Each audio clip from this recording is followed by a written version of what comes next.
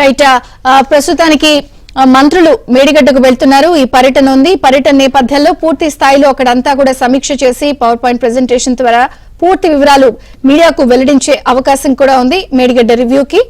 ఇక మరిన్ని వివరాలు మా ప్రతినిధి అందిస్తారు. శశి. విజయ చంద్రిక మేడిగడ్డ నవీన్ చెప్పండి.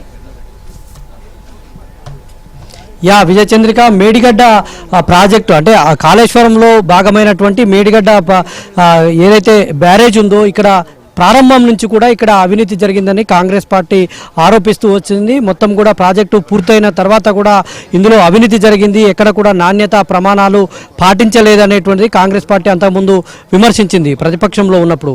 కానీ ఇప్పుడు కాంగ్రెస్ పార్టీ అధికారంలోకి వచ్చింది. అయితే ఎన్నికల ముందే అక్టోబర్ 21వ తేదీన ఇక్కడ కాళేశ్వరం ప్రాజెక్టులో భాగమైనటువంటి మేడిగడ్డ ఏదైతే మేడిగడ్డ బ్యారాజ్ ఉందో ఆ బ్యారాజ్లో 19, 20, 21వ పిల్లర్స్ కుంగిపోవడం అనేటువంటిది రాష్ట్ర వ్యాప్తంగా కలకలం రేపింది. కాంగ్రెస్ పార్టీ ముందు నుంచి ఆరోపించినట్టే నాణ్యత లోపాలైతే బయటపడినటువంటి పరిస్థితి. అయితే ఇప్పుడు కాంగ్రెస్ పార్టీ అధికారంలోకి వచ్చిన తర్వాత అసలు నిర్మాణంలో వాళ్ళు ఆరోపించినటువంటి ఆరోపణలను రుజువు చేసుకునేందుకు అసలు నిర్మాణంలో ఎలాంటి నాణ్యత ప్రమాణాలు పాటించారు, ఎంత మేర ఖర్చు చేశారనేటువంటిది పవర్ పాయింట్ ప్రజెంటేషన్ ద్వారా వివరించేందుకు ఇవాళ మంత్రుల బృందం కాసేపట్లోనే ఇక్కడికి రాబోతుంది. మేడిగడ్డ ద్వారా ఇక్కడ ఏర్పాటు చేసినటువంటి ఈ ప్రొజెక్టర్ స్క్రీన్ ద్వారా ఇక్కడ జరిగినటువంటి అసలు కాళేశ్వరం ప్రాజెక్టు ఎలా నిర్మితమైంది, ఎట్లాంటి లోపాలు ఉన్నాయి, ఎట్లాంటి నాణ్యత ప్రమాణాలు పాటించారనేటువంటి విషయాలు వెల్లడించేందుకు ఇక్కడ అధికార యంత్రాంగం అయితే అన్ని ఏర్పాట్లు చేసినటువంటి పరిస్థితి కనిపిస్తుంది. మంత్రుల బృందం ప్రధానంగా ఇక్కడ ఉత్తమ్ కుమార్ రెడ్డి, దుద్దిల్ల శ్రీధర్ బాబు, పొంగులేటి శ్రీనివాసరెడ్డి, పొన్నం ప్రభాకర్, తర్వాత ఇతరత్ర ఎమ్మెల్సీలు, కాంగ్రెస్ పార్టీకి సంబంధించినటువంటి నేతలు వీళ్ళంతా కూడా ఇక్కడికి వచ్చి పవర్ పాయింట్ ప్రజెంటేషన్లో పాల్గొనేటువంటి అవకాశం ఉంది. ముందు నుంచి కూడా కాంగ్రెస్ పార్టీ ఆరోపిస్తుంది అసలు కాళేశ్వరం ప్రాజెక్ట్ అనేటువంటిది నీటి లభ్యత ఉన్న దగ్గర కట్టినప్పటికీ అక్కడ అసలు ఎలాంటి పరిస్థితులు ఉన్నాయి, లోపల శాండ్ ఏ విధంగా ఉంది అనేటువంటిది శాస్త్రీయ పరిశోధనల ఆధారంగా కట్టాల్సినటువంటి ప్రాజెక్ట్. కేవలం కేసీఆర్ చెప్పినట్టు మాత్రమే కేసీఆర్ తను ఒక ఇంజనీర్నై మొత్తం కూడా ప్రాజెక్టును కడుతున్నానని పలుమార్లు కూడా చెప్పినటువంటి సందర్భం ఉంది. అట్లాంటి పరిస్థితుల్లో ఇవాళ కాళేశ్వరం ప్రాజెక్టులో లోపాలు బయటపడుతున్నాయి.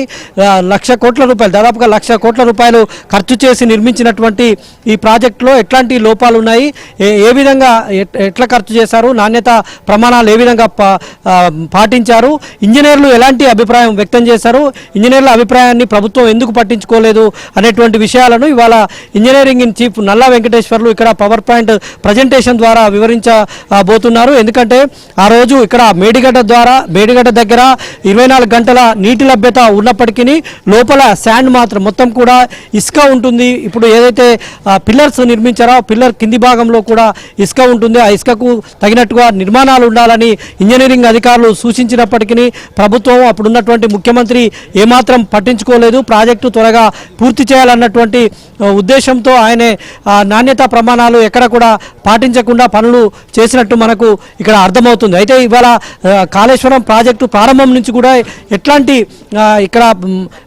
పనులు చేశారు, ఎట్లాంటి అంచనాలు వేశారు, తర్వాత అధికారులు ఏం చెప్పారు, ప్రభుత్వం ఏ విధంగా స్పందించింది అనేటువంటి విషయాలను పూసకొచ్చినట్టు ఇవాళ పవర్ పాయింట్ ప్రజెంటేషన్ ద్వారా మంత్రుల సమక్షంలో, మీడియా సమక్షంలో వివరించేటువంటి అవకాశం అయితే మనకు కనిపిస్తూ ఉంది. ముందుగా మంత్రులు ఉత్తమ్ కుమార్ రెడ్డి, పొన్నం ప్రభాకర్, దుద్దిల్ల శ్రీధర్ బాబు, పొంగులేటి శ్రీనివాసరెడ్డి హెలికాప్టర్ ద్వారా ఇక్కడికి చేరుకుంటారు. ఇక్కడికి చేరుకున్న తర్వాత నేరుగా ఈ పవర్ పాయింట్ ప్రజెంటేషన్ ఇచ్చేటువంటి ఈ స్క్రీన్ దగ్గరికి వస్తారు. ఇక్కడ మంత్రులు కూర్చొని ఇక్కడ ఈఎన్సీ ఇంజనీరింగ్ ఇన్ చీఫ్ నల్లా వెంకటేశ్వర్లు పవర్ పాయింట్ ప్రజెంటేషన్ ఇస్తారు. ఇచ్చిన తర్వాత పూర్తి స్థాయిలో దీంట్లో ఉన్నటువంటి లోపాలు ఏంటివి, నాణ్యత ప్రమాణాలు ఎలా పాటించారు, ఇప్పుడు ఉన్నటువంటి పరిస్థితి ఏంటి, తర్వాత ఎలా ముందుకెళ్ళాలి అనేటువంటి విషయాలను ఇక్కడ స్క్రీన్ ద్వారా వివరిస్తారు. వివరించిన తర్వాత మంత్రులంతా కూడా మరోసారి ప్రాజెక్టును పరిశీలిస్తారు.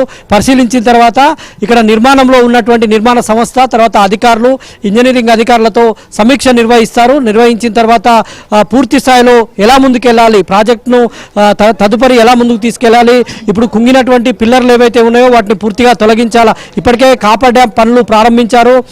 ముందుగా ఎల్ఎన్టీ సంస్థ ప్రతినిధులు అయితే అసలు మాకు సంబంధం లేదన్నట్టుగానే వివరించారు. కానీ ముఖ్యమంత్రి రేవంత్ రెడ్డి రంగంలోకి దిగిన తర్వాత ఎల్ఎన్టీ సంస్థ పునర్నిర్మాణ పనులను అయితే ప్రారంభించింది. ఇక్కడ ఇప్పటికే 19, 20, 21 పిల్లర్ల దగ్గర కాపర్ డ్యామ్ ఏర్పాట్లు అయితే చేస్తూ ఉన్నారు.